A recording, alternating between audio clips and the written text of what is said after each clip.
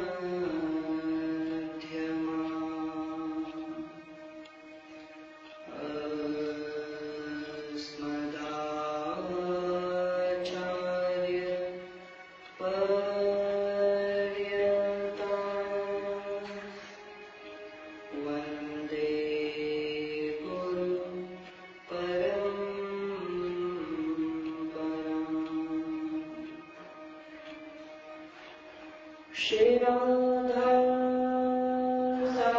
साध्यं साधनं यस्य राधा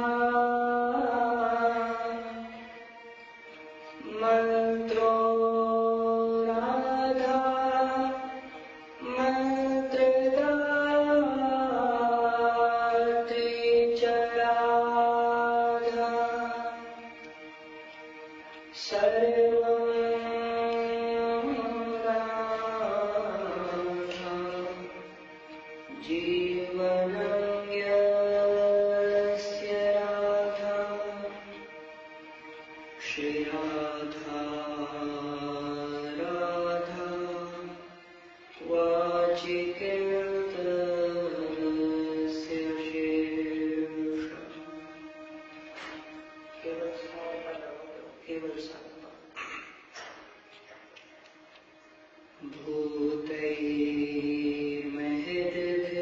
भूतैर्महद्भिर्य इमा पुरो विभुन् निर्मायशेते यद्मोक्षपुरुषः भुङ्क्ते गुणान्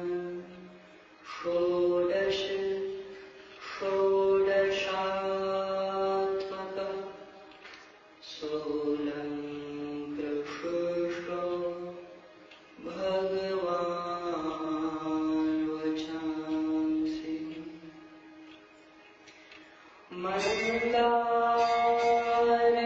मन्दारमौले मदनाभिरामम् बिम्बाधरा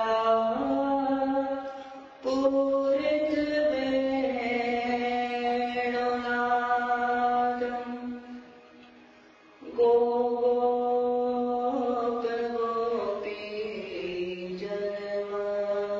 गोपीजनमध्यसंस्थम् श्रीकृष्णं भजे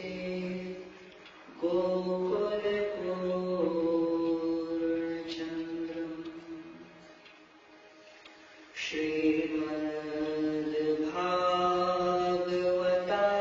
श्रीमद्भागवताख्योऽयं प्रत्यक्षं कृष्ण एव हि स्वीकृतोऽसि मया नातो मुक्त्यर्थं भवसागरे श्री राधा मेरी स्वामिनी मैं प्यारी जो को दास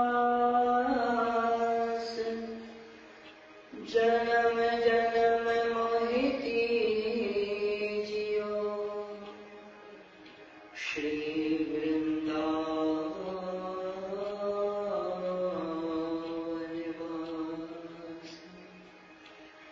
सब द्वारन को छोड़ के आयो तेरे द्वार हे वृषभानु की लाडली लिप मेरी ओर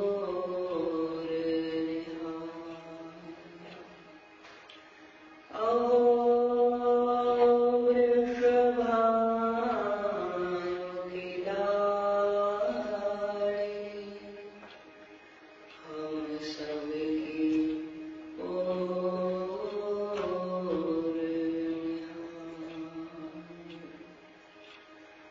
बोले श्री श्यामा श्याम की श्री वृंदावन धाम की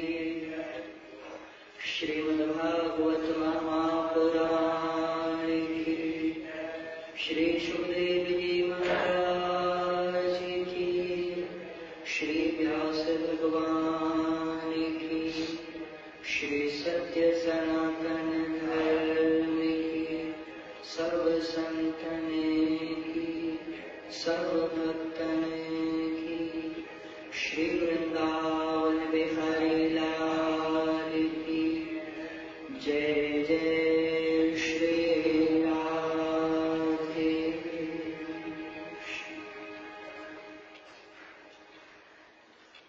प्यारे प्रभु के श्री चरणों में आइए कुछ क्षण अपनी वाणी को पवित्र करने के लिए पुकार करते हैं। हे गोपाल राधे कृष्ण गोविंद गोविंद,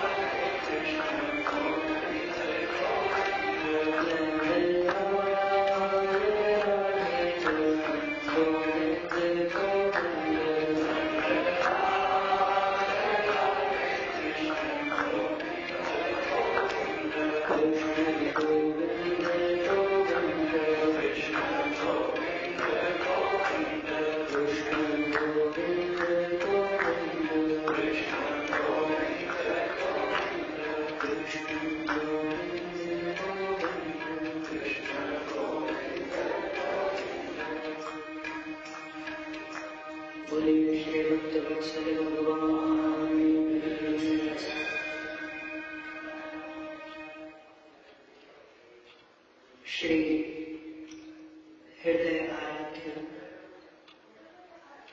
प्राणाधार प्यारे प्रिय प्रियतम, इन्हीं युगल सरकार की कृपा से प्यारे प्रभु के श्री चरणों में विराजमान होकर हम और आप लोग इन्हीं की इच्छा कृपा से श्रीमद् भागवत महापुराण जैसे अद्भुतम महापुराण पर अपने समय को सार्थक करने के लिए कुछ चर्चा हेतु विराजमान है। आदौ पूज्यो विनायक श्री गणपति गजानन भगवान का स्मरण करते हुए आज सोमवार का भी पावन दिवस है। आदिदेव महादेव भूत भावन भोलेनाथ भगवान शिव आते रहे और श्रीमद् भागवत महापुराण के आदि वक्ता भी भगवान भोलेनाथ है। सर्वप्रथम भगवान शिव ने ही इस कथा को भगवती जगदम्बिका मां पार्वती को श्रवण कराया था। तो आइए प्यारे भगवान श्री महादेव के श्री चरणों में प्रणाम करते हुए आदि पूज्य श्री गणपति गजानन भगवान के श्री चरणों में प्रणाम करते हुए कथा रस सागर में हम और हम लोग प्रवेश करें। उससे पूर्व 18,000 श्लोक 335 अध्याय 12 स्कंध समन्वित 12 स्कंध और इतने विशालतम महापुराण से पूर्व पद्म पुराण में कहा गया श्रीमद् भागवत जी का महात्म्य। वैसे तो श्री स्कंद पुराण का जो महात्म्य है वह भी बहुत अद्भुत है। यदि कभी समय मिलेगा तो उस पर भी चर्चा होगी। पद्म शब्द का अर्थ होता है कमल। कमल पर श्री ब्रह्मा जी महाराज विराजमान रहते हैं। श्री ब्रह्मा जी साक्षात परब्रह्म पूर्ण परमात्मा है और वही श्रीमद् भागवत महापुराण के रूप में विराजमान है। सर्वप्रथम भगवत चरणारविंदों में प्रणाम। सच्चिदानंद रूपाय विश्वोत्पत्त्यादि हेतवे तापत्रय विनाशाय श्री कृष्णाय वयं नमः। आप लोगों की जानकारी के लिए बता दें, यह जो श्लोक है यह पद्म पुराण का नहीं है। ये जो गीता प्रेस से श्रीमद् भागवत महापुराण की जो प्रतिलिपि छपी है उसमें जो महात्म्य प्रकट किया है पद्म पुराण वाला, वो महात्म्य इस श्लोक से प्रारंभ किया है, सच्चिदानंद पुराण से। और यह श्लोक किसी पुराण का नहीं है प्यारो। यह श्लोक हमारे यहाँ एक बहुत अद्भुत महापुरुष हुए, एक आप लोगों ने नाम सुना होगा, परम पूज्य प्रातः स्मरणीय अनंत श्री विभूषित ब्रह्मलीन संत स्वामी श्री अखंडानंद सरस्वती जी महाराज, उनका रचित यह श्लोक है। गीता प्रेस वालों ने बहुत सम्मान के साथ मर्यादा को रखते हुए इस श्लोक को सर्वप्रथम प्रकट किया, क्योंकि श्रीमद् भागवत महापुराण जो है उसमें 2400 अवतारों की कथाएं हैं, किंतु मुख्य रूप से भगवान श्री कृष्ण की कथाएं हैं और भगवान श्री कृष्ण को प्रणाम इस श्लोक में बहुत सुंदर शब्दों में महाराज श्री ने किया। सच्चिदानंद रूपाय। आप विचार कीजिए, कभी हम और आप लोगों ने सत्य का दर्शन किया है? प्रेम से नहीं, जय श्री राधे। सत्य का दर्शन किया है कभी?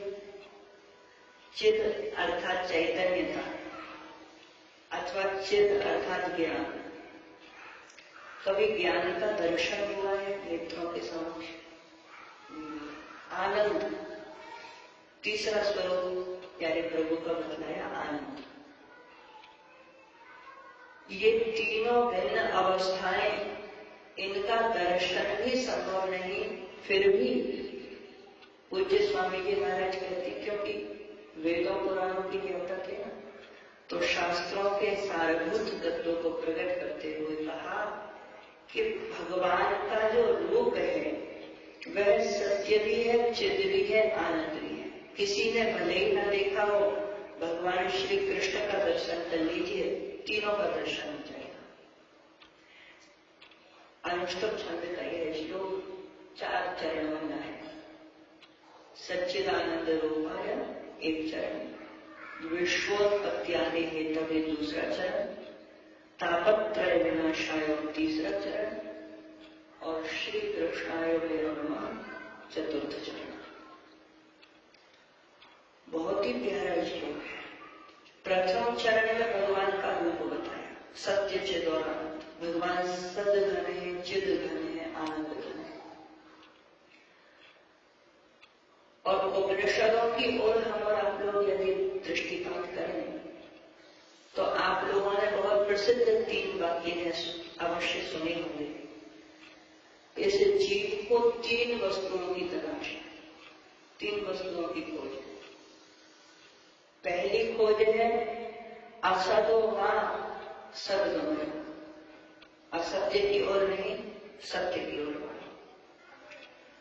दूसरा तमसो मां ज्योतिर्गमय, अंधकार की ओर नहीं, प्रकाश की ओर चलो।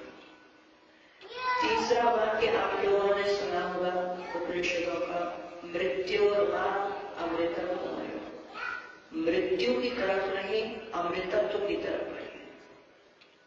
अमृतो वही आनंद, शास्त्रों में अमृत को ही आनंद कहा गया है।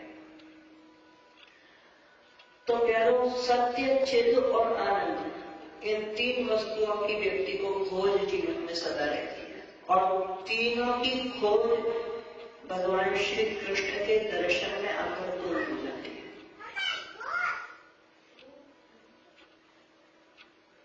सच्चिदानंद रूपाय, द्वितीय श्लोक में भगवान करते क्या है? संपूर्ण विश्व की उत्पत्ति, पालन और संहार करते हैं।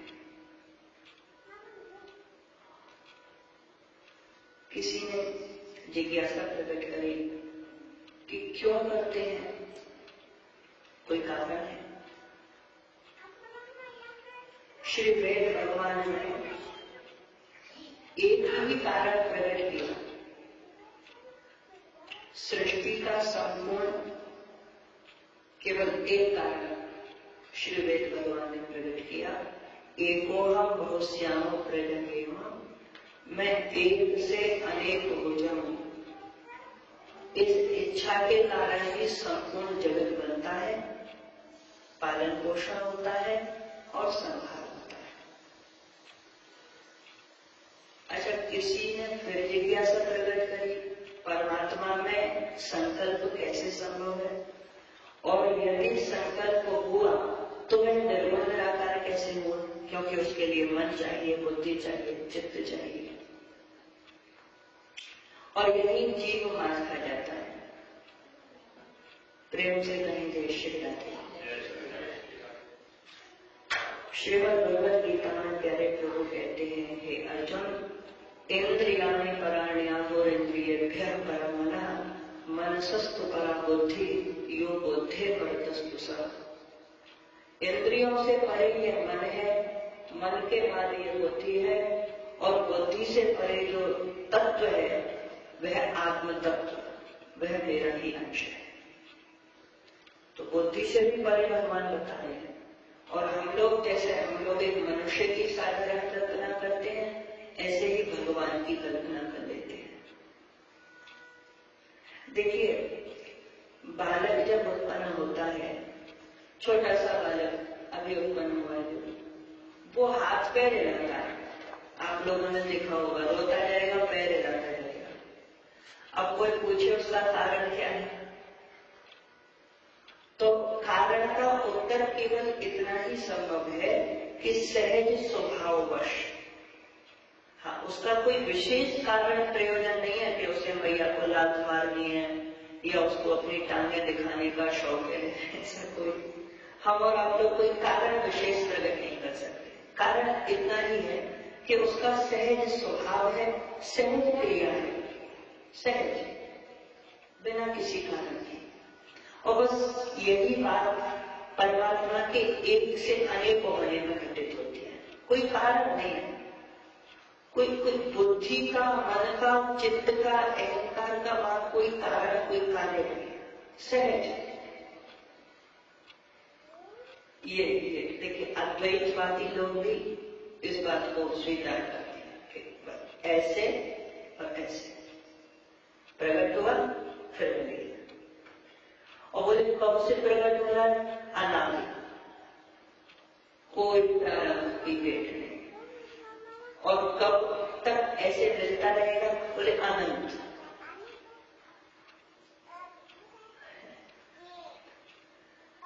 तो ये जो प्रक्रिया है ये परमात्मा के ही द्वारा संभव है।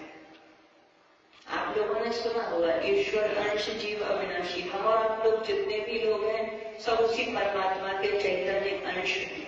आत्मा हमारे भीतर है, पर हम सृष्टि का सर्जन पालन और संहार आदि क्रिया नहीं कर सकते क्योंकि पूर्णता नहीं है, अंश है।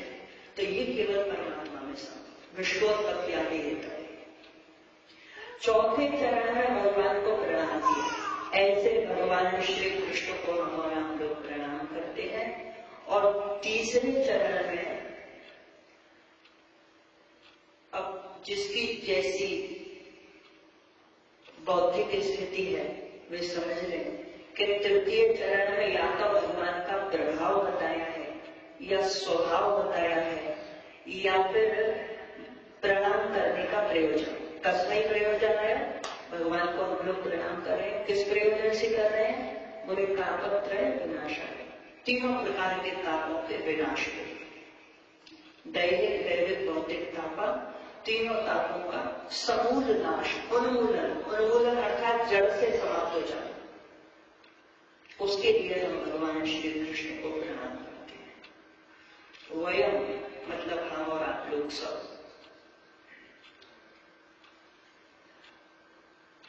आप लोगों ने सुना होगा कि जो त्रिविध ताप है इनसे कोई भी साधारण मनुष्य नहीं मिल सकता।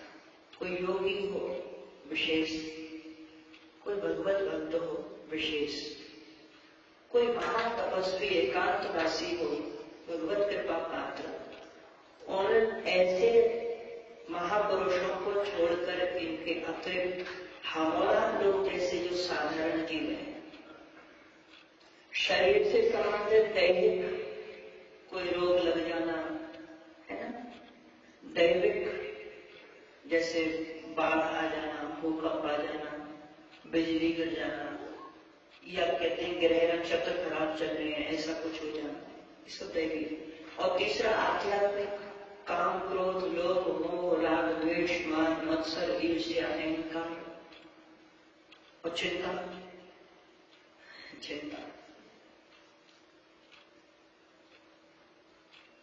अच्छा, अब विचार करने वाली बात यह है कि यहाँ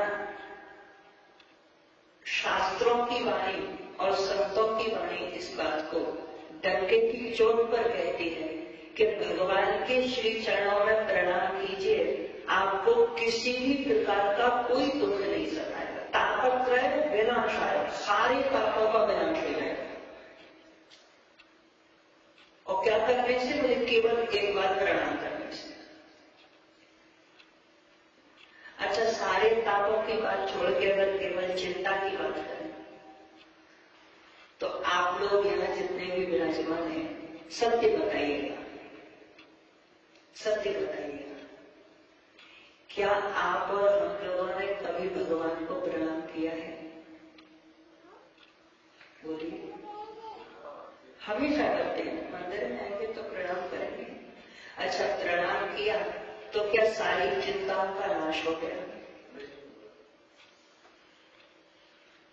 कोई तरह हो भी गया तो एक चिंता में एक बार जुड़िए, भविष्य की भी चिंता ना हो, जिसको अपने शरीर की भी चिंता ना हो, क्योंकि सब प्रकार की चिंताओं का समूल नाश भगवान का प्रणाम कर देता है। अच्छा, अब बात अटक गई, प्रणाम भी कर रहे हैं और चिंता भी दूर नहीं हुई, तो या तो श्रीमद् भागवत आदि पुराणों में ये बात गलत लिखी है, या फिर हम और आप लोगों के प्रणाम करने में कोई कमी नहीं। भाई हम तो एक साधारण जीव हैं, तो ये स्वीकार तो नहीं कर सकते कि हमारे पुराणों में कोई कमी है, क्योंकि ये तो भैया बहुत विचार करके, बहुत अनुभवपूर्ण और प्राचीनतम सभी ऋषि मुनियों के अनुभवों को एकत्रित किया गया है शास्त्रों में, तो प्रकट कर करके। तो शास्त्रों का लिखा हुआ तो अनुचित हो नहीं सकता, तो कहीं ना कहीं हम और आप लोगों के प्रणाम करने में कोई कमी नहीं है। विचार करना पड़ेगा कहां कमी रहेगी। तो बोले इसके लिए यह समझना पड़ेगा कि प्रणाम कहते किसको है, प्रणाम की पद्धति क्या है, प्रणाम होता क्या है। जैसे बोलते हैं नमस्कार, नमस्कार, तो नमः शब्द का अर्थ कहां से प्रकट होगा, ये नमः शब्द कैसे बना, इसका अर्थ क्या है, ये सब समझ लेने से प्रणाम वास्तविक प्रणाम होने लगेगा। आखिर उत्तरी नाम की संहिता में ये नमः शब्द सर्वप्रथम प्राप्त होता है, और नमः शब्द का अर्थ संस्कृत व्याकरण से प्रकट होता है न मे इति नमः, मेरा कुछ है ही नहीं, यही नमस्कार है। आप और हम लोगों ने देखा होगा जब कोई भक्त प्यारे प्रभु के मंदिर में प्रवेश करते हैं और श्री ठाकुर जी के श्री विग्रह के समक्ष भगवान के सामने आते हैं, तो दोनों हाथ जोड़ते हैं, सिर झुकाते हैं, घुटने टेकते हैं, प्रणाम करते हैं। तो यह भी जान लेना आवश्यक है कि हम भगवान के सामने हाथ क्यों जोड़ते हैं, सिर क्यों झुकाते हैं, घुटने क्यों टेकते हैं। और हमने देखा है बहुत से लोग आंख बंद कर लेते हैं। तो ये सब विषय जानने चाहिए, ये सब क्यों होता है, इसके पीछे कारण क्या है। कारण सीधा सीधा है। पहले ये जो हाथ है हमारे, ये क्रिया शक्ति के प्रतीक है, ये जो मस्तिष्क है हमारा, ये विचार शक्ति का प्रतीक है, और घुटने टेकने का मतलब है आत्मसमर्पण करना, सरेंडर हो जाना।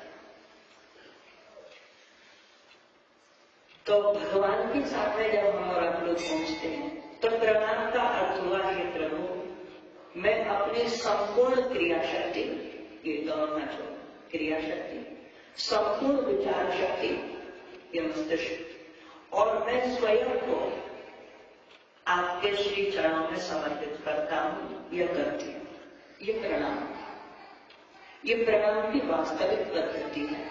आत्मसमर्पण कर देना ही प्रणाम है।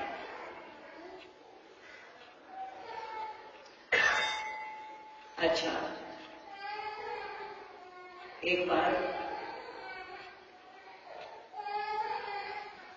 हम जब छोटे से थे, अभी भी छोटे हैं, पर और छोटे से थे, 7-8 साल की आयु रही होगी, प्रेम से कहीं जय श्री राधे, एक घटना श्रवण कराते हैं। उस घटना से ये श्लोक जुड़ा हुआ है, इसीलिए। तो आप तो जानते हैं हमारे ब्रजवासी वाले कितने चंचल होते हैं, और सहज सी बात है कि ब्रज में जो जन्म लेगा, पहले काल मतलब 5000 साल पहले या आज या 5000 साल बाद, वो निश्चित ही चंचल होगा। और जिसमें चंचलता नहीं है, या तो वो ब्रज का नहीं है, या फिर वो पाखंड कर रहा है। ये पहचान है, हाँ, ये पक्की पहचान है। बूढ़े से बूढ़ा हो, जवान से जवान हो, बालक हो, कोई भी, स्त्री पुरुष सब, चंचलता अगर नहीं है, या तो वो पक्का ब्रजवासी नहीं है, कहीं बाहर से आकर के वृंदावन में बस गया है, या फिर वो पाखंड कर रहे हैं, आपको प्रभावित करने की कोशिश कर रहे हैं। तो चंचलता बड़ी सहज होती है। हमारे ठाकुर जी की भी चंचलता प्रसिद्ध है ही, आप लोगों ने बाल लीलाओं को अब सुना होगा। तो हम लोग बस उछलते कूदते ठाकुर जी का दर्शन करने जाते थे। तो श्री बांके बिहारी लाल का एक दिन दर्शन करने के लिए गए। तो जैसे सब लोग हाथ जोड़ते हैं, आंख बंद करते हैं, दास ने भी आंख बंद कर ली। तो एक महात्मा जी आए, ब्रजवासी संत थे, और हम ऐसे प्रणाम कर रहे थे ठाकुर जी के समक्ष। वो पीछे से आए और ऐसे सिर पे धीरे से हाथ मारे। एकदम नेत्र खोले, पूछी बाबा कहा बातें क्या कर रहे हो भाई? मतलब पूछी बाबा क्या बात है, क्यों मारा आपने हमको? तो बाबा ने प्रश्न किया, बोले लाला एक बात बताओ, ये तुमने आंखें क्यों बंद कर रखी हैं ठाकुर जी के समक्ष? अरे भगवान सामने आंख खोल के दर्शन करो।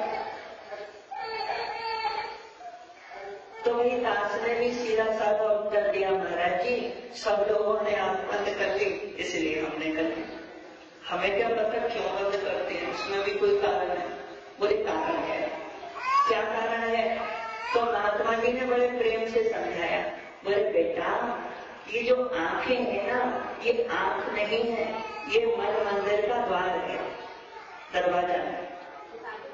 हाँ, जब ठाकुर जी का दर्शन करो ना, तो चरणों से लेकर मुकुट तक पूरा दर्शन करो, और उस दर्शन को नयनों के द्वार से अपने मन मंदिर में प्रवेश करो।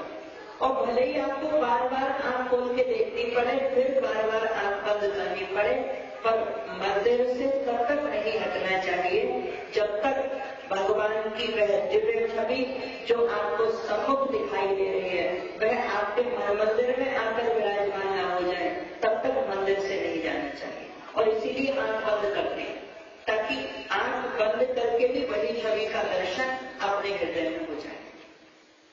फिर उस छवि को बसा के ले जाओ तो दिन भर की खुराक पूरी हो जाएगी। आप लोग समझे क्या कहा महात्मा जी ने? ये नैन द्वार है, आप प्यारे इन नैन में पलक ना तो देखो, ना मैं देखो गैर को, ना तो ही देखो मुझे। काजल डालो किरकिरा, जो सुरमा दिया न जाए, जिन नैनन में पी बसे, दूजा कहां सामने।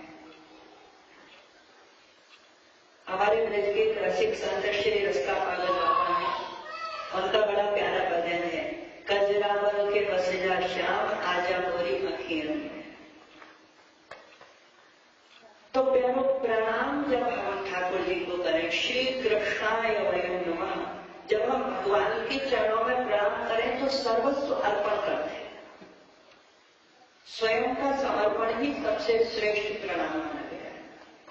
अच्छा, एक और बात विशेष, श्री कृष्णाय वयं नमः, भगवान कृष्ण के नाम से पूर्व श्री शब्द लगा है। श्री हमारे ब्रज में श्री राधा रानी को कहते हैं। आप अयोध्या मिथिला में जाइए, वहां श्री जी का मतलब श्री सीता जी, हमारे ब्रज में आइए श्री का मतलब श्री राधा जी। और आप किसी रामानुज संप्रदाय वाले व्यक्ति से या किसी दक्षिण भारत के व्यक्ति से श्री का अर्थ पूछेंगे तो वेद में से प्रकट करेगा, श्री चते लक्ष्मी पत्न्या वहोरात्रे पार्श्वे नक्षत्राणे रूपवश्य व्याप्तम, श्री अर्थात मां लक्ष्मी। कहने का अर्थ यह है, श्री सत्य सनातन धर्म में जितनी भी शक्तियां हैं अलग अलग, माता सरस्वती जी, मां गायत्री, इन सब शक्तियों को श्री शब्द से संबोधित किया जा सकता है। ये सब श्री है। तो श्री जब कृष्ण के साथ जुड़ जाए तो श्री राधा रानी, श्री जब राम जी के साथ जुड़ जाए तो श्री सीता जी, श्री जब भोलेनाथ के साथ जुड़ जाए तो पार्वती जी, श्री जब नारायण के साथ जुड़ जाए तो लक्ष्मी जी। प्रेम से कहे जय श्री राम। कुछ लोग हैं जो नहीं बोलते हैं, एक बार फिर से मुस्कुरा के कहिए जय श्री राम। ये जो राधा रानी है ना, ये भगवान श्री कृष्ण का प्रमाण है।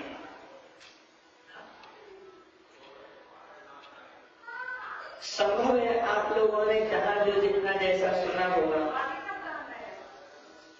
वहां श्री राधा तत्व को प्रकट स्पष्ट रूप से नहीं किया होगा, परंतु हमारे ब्रज की परंपरा में ब्रज की अधिष्ठात्री देवी श्री राधा रानी है, भगवान श्री कृष्ण है।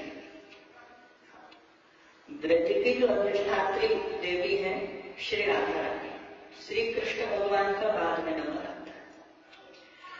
और आपको इससे अधिक क्या बतावे, जो योगेश्वर भगवान श्री कृष्ण जो युद्ध भूमि में श्रीमद् भगवद गीता सुनाते हैं, जो अपने चक्र से अनेक राक्षसों का उद्धार कर देते हैं, राजसूय यज्ञ में जिनका प्रथम पूजन होता है, जो 16,108 प्राणियों के मध्य भी अत्यंत निष्काम भाव से जीवन निर्वाह करते हैं, जो भगवान श्री कृष्ण जगह जगह मूर्तियों के रूप में मंदिरों में विराजमान है, वे ही भगवान श्री कृष्ण हमारे ब्रज में श्री राधा रानी के श्री चरणों में रहने वाले सेवक हैं।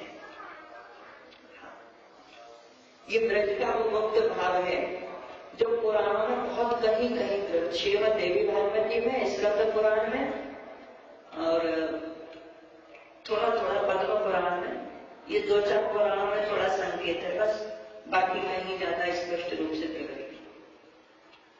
एक हमारे यहाँ महात्मा जी थे, कुछ वर्ष पूर्व, बड़ी बड़ी जटाएं की, कहीं तपस्या करते करते उन्होंने सुना कि वृंदावन जाओ तो भगवान का दर्शन होगा। आ गए तो एक बट का पेड़ था, बरगद का पेड़, आपने देखा होगा बरगद के पेड़ में भी ऐसी सी जटाएं सी लटकी रहती हैं। बाबा उसके नीचे से निकले और उनकी जटा पेड़ में अटक गई, और हठी महात्मा थे, एक हठी योग भी होता है, तो हठी महात्मा थे, योगी थे, और वहीं बैठ गए आसन जमा के। अब जिसने उलझाई है वही आके सुलझाएगा। और ठाकुर जी की प्रतीक्षा में बैठ गए। अब प्रतीक्षा सरल चीज तो होती नहीं है। माता शबरी ने 10,000 वर्षों की प्रतीक्षा की, तब भगवान श्री राम पधारे। कितने वर्ष? 10,000। तो प्रतीक्षा करते बैठ गए, भैया जिसने ही जटा उलझाई है ना वही आके सुलझाएगा। भूखे प्यासे बैठे रहे, रात हुई, नींद भी हल्की हल्की आई, लेकिन आंख खोल करके बैठे रहे। फिर अगला दिन हुआ, फिर दोपहर हुई, फिर शाम हुई, फिर रात हुई, फिर अगला दिन हुआ। 3 दिन 3 रात्रि बीत गए, ठाकुर जी नहीं आए। अब तो नींद आने लगी बहुत तेज। आप कभी 3 रात लगातार जाकर देखिए, बहुत भारी पड़ जाएगा। आंखें बार बार बंद हो, परंतु नेत्रों को बार बार महात्मा जी इसलिए खोले, कहीं ऐसा न हो कि मेरी पलक बंद हो और श्री ठाकुर जी आके जल्दी से चले जाए। भाई कम से कम एक पलक तो मिलनी चाहिए, दर्शन तो हो। कन्हैया छोटे बाल गोपाल के रूप में बताए, ये ब्रज की घटना सच्ची है। आज भी वो पेड़ है, आज भी हमारे ब्रज में वो पेड़ है, क्योंकि बहुत पुरानी घटना नहीं है, 40-50 साल पुरानी। तो श्री ठाकुर जी प्रकट हो गए। बाबा ने नेत्र जल्दी से खोल के देखी, कौन? बोले मैं कन्हैया, जिसकी आप प्रतीक्षा कर रहे थे। लाओ मैं आपकी जटा सुलझा। ना ना ना ना ना, बाबा बोले तुम्हारे जैसे बहुत आए, हम अपनी जटा से हाथ नहीं लगाने देते किसी को।